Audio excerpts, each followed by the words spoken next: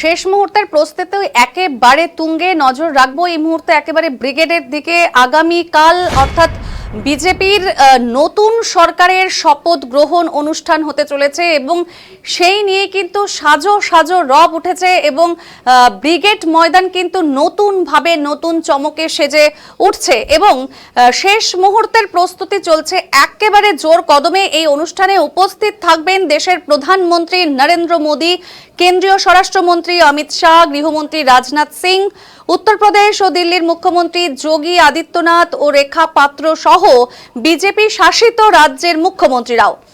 ইতিমধ্যেই ব্রিগেড প্রাঙ্গণে মঞ্চ ও পরিকাঠামো তৈরির কাজ কিন্তু শুরু হয়েছে।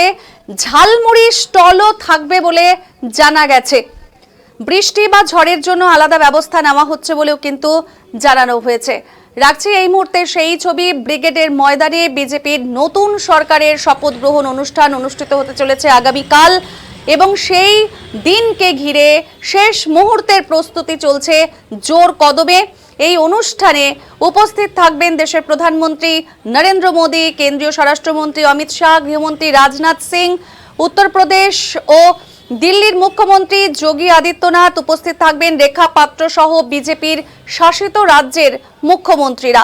ইতিমধ্যেই ব্রিগেড প্রাঙ্গণে মঞ্চ ও পরিকাঠামো তৈরির কাজ শুরু হয়েছে। ঝালমুড়ি স্টলও থাকবে বলে জানা গেছে। বৃষ্টি বা ঝড়ের জন্য আলাদা ব্যবস্থা নেওয়া হচ্ছে বলেই জানা গেছে। তবে মানুষের চোখ থাকবে আগামীকাল কে হতে চলেছেন এই বাংলার মুখ্যমন্ত্রী।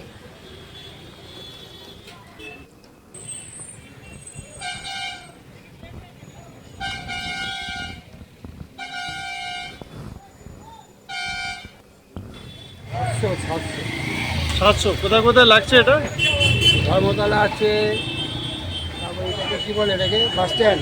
আচ্ছা, তারপরে ওইদিকে রেড কি, হ্যাঁ রেড রোড আছে।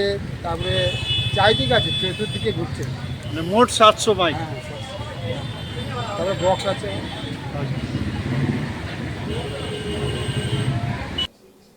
সাতশো